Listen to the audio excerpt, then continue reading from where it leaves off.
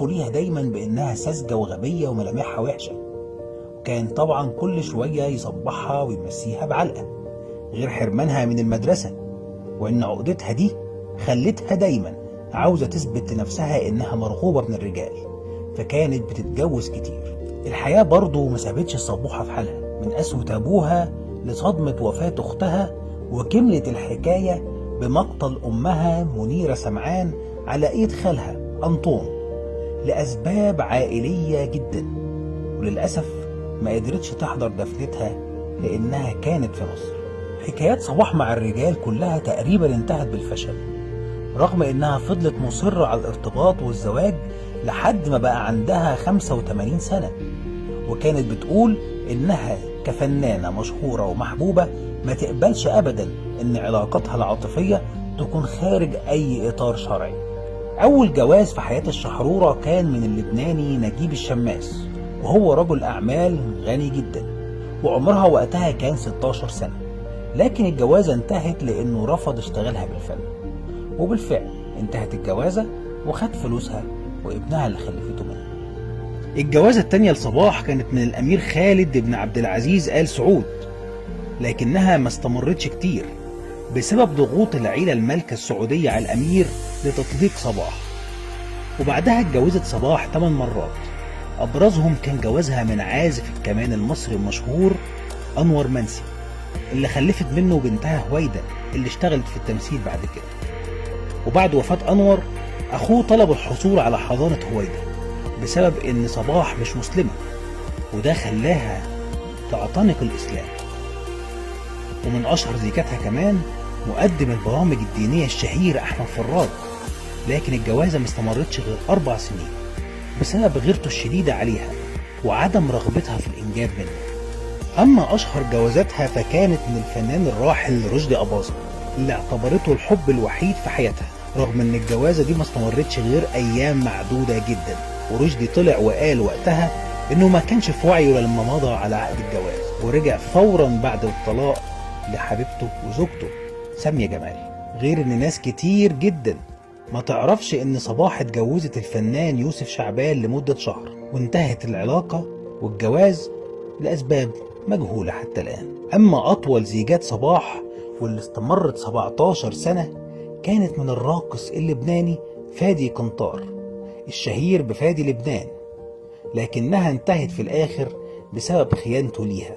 أما آخر جوازة لصباح فكانت من الكوافير الخاص بيها، وكان سنها وقتها 85 سنة، يعني قبل 2 سنين من وفاتها. وفي 26 نوفمبر 2014 ترحل عن عالمنا الفنانة الكبيرة صباح، وكانت جنازتها من أغرب الجنازات اللي حصلت في العالم، لأنها كانت جنازة على أنغام الموسيقى وأنغام أغانيها اللي غنتها طول حياتها، وكمان على رقص الدبكة اللبنانية. ودي كانت وصيتها قبل ما تموت، إن محدش يحزن عليها ويسمعوا أغانيها وقت دفنها، وإنهم يلبسوها في دفنتها فستان فرح أبيض من الدانتيل المزرقش. وفعلا كان لها ما أرادت، وكانت نهاية غريبة فيها خليط متناقض بين قسوة الموت وفرحة وبهجة الحياة، والأكيد إنها كانت نهاية تشبه حياة الشحرورة.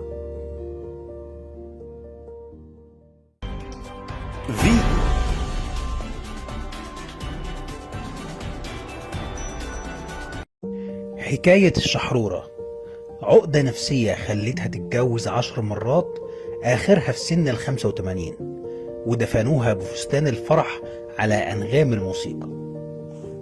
تقريبا هي أطول فنانة عاشت حياة النجومية في تاريخ الفن العربي كله. 66 سنة الناس بتتكلم عنها وبتعيد وتزيد في حكاياتها وأدوارها وأغانيها. الشحرورة، صوت لبنان، الصبوحة، أيوة هي الفنانة صباح، الفنانة اللي جت مصر وهي عندها 17 سنة وعاشت فيها أغلب حياتها، وبعد سنين بقت سفيرة للبنان في مصر، وفي نفس الوقت بيتها في بيروت بقى زي ما يكون قنصلية للمصريين في لبنان ومفتوح لأي مصري هناك.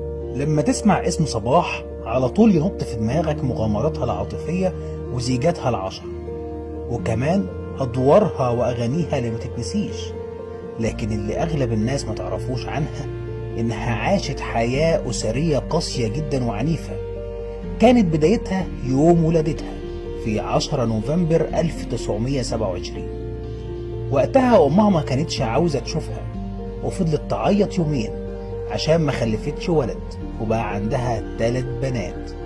وما رجعتش عن اللي في دماغها إلا لما شحرور الوادي عم صباح أقنعها إنها لازم تراعي بنتها وتبدأ ترضعها. صباح وهي بنت 10 سنين اتصدمت صدمة كبيرة. ماتت أختها الكبيرة وعاشت في حالة نفسية سيئة. لكن عمها شحرور الوادي اللي اتكلمنا عنه قبل كده حاول التخفيف عنها، وخدها لأول مرة في حياتها للسينما.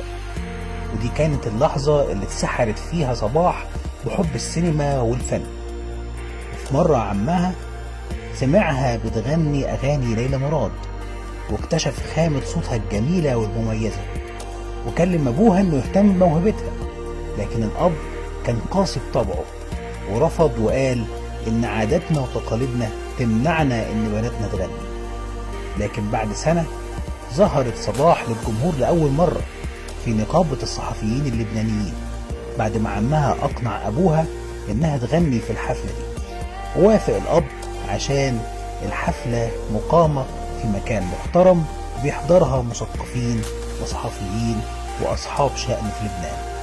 حضر أبوها معها الحفلة، واكتشف لأول مرة إن بنته فنانة حقيقية وصوتها جميل. ومن بعدها قرروا إنه يديها الحرية إنها تمشي في طريق الفن.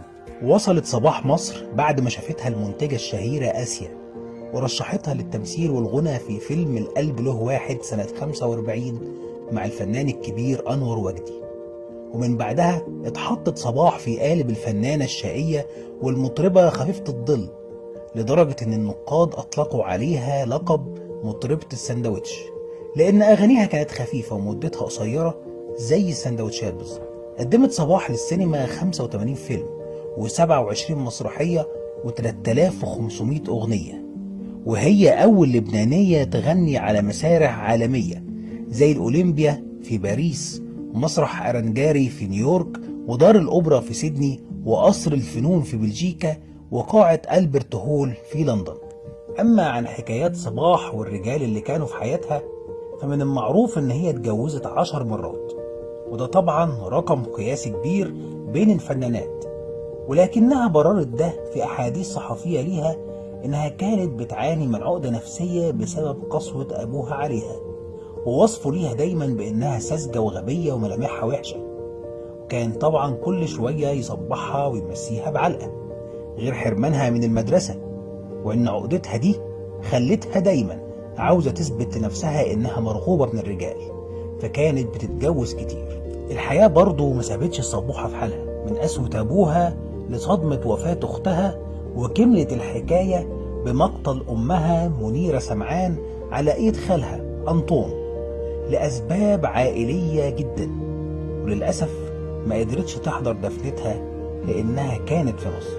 حكايات صباح مع الرجال كلها تقريبا انتهت بالفشل، رغم إنها فضلت مصرة على الارتباط والزواج لحد ما بقى عندها 85 سنة. وكانت بتقول إنها كفنانة مشهورة ومحبوبة ما تقبلش أبدا إن علاقتها العاطفية تكون خارج أي إطار شرعي. أول جواز في حياة الشحرورة كان من اللبناني نجيب الشماس، وهو رجل أعمال غني جدا، وعمرها وقتها كان 16 سنة. لكن الجوازة انتهت لأنه رفض اشتغلها بالفن، وبالفعل انتهت الجوازة وخد فلوسها وابنها اللي خلفته منه. الجوازة التانية لصباح كانت من الأمير خالد بن عبد العزيز آل سعود، لكنها ما استمرتش كتير بسبب ضغوط العيلة المالكة السعودية على الأمير لتطليق صباح. وبعدها اتجوزت صباح 8 مرات، أبرزهم كان جوازها من عازف الكمان المصري المشهور أنور منسي، اللي خلفت منه بنتها هويدا اللي اشتغلت في التمثيل بعد كده. وبعد وفاة أنور أخوه طلب الحصول على حضانة هويدا بسبب إن صباح مش مسلمة، وده خلاها تعتنق الإسلام. ومن أشهر زيجاتها كمان مقدم البرامج الدينية الشهير أحمد فراد، لكن الجوازة ما استمرتش غير 4 سنين بسبب غيرته الشديدة عليها وعدم رغبتها في الإنجاب منه.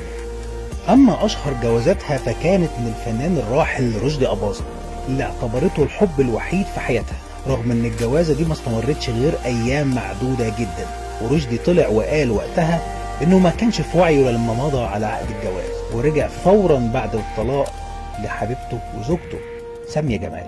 غير إن ناس كتير جدا ما تعرفش إن صباح اتجوزت الفنان يوسف شعبان لمدة شهر، وانتهت العلاقة والجواز لأسباب مجهولة حتى الآن. أما أطول زيجات صباح واللي استمرت 17 سنة كانت من الراقص اللبناني فادي قنطار الشهير بفادي لبنان، لكنها انتهت في الآخر بسبب خيانته ليها. أما آخر جوازة لصباح فكانت من الكوافير الخاص بيها، وكان سنها وقتها 85 سنة، يعني قبل 2 سنين من وفاتها. وفي 26 نوفمبر 2014 ترحل عن عالمنا الفنانة الكبيرة صباح، وكانت جنازتها من أغرب الجنازات اللي حصلت في العالم، لأنها كانت جنازة على أنغام الموسيقى وأنغام أغانيها اللي غنتها طول حياتها، وكمان على رقص الدبكة اللبنانية. ودي كانت وصيتها قبل ما تموت، إن محدش يحزن عليها ويسمعوا أغانيها وقت دفنها، وإنهم يلبسوها في دفنتها فستان فرح أبيض من الدانتيل المزركش.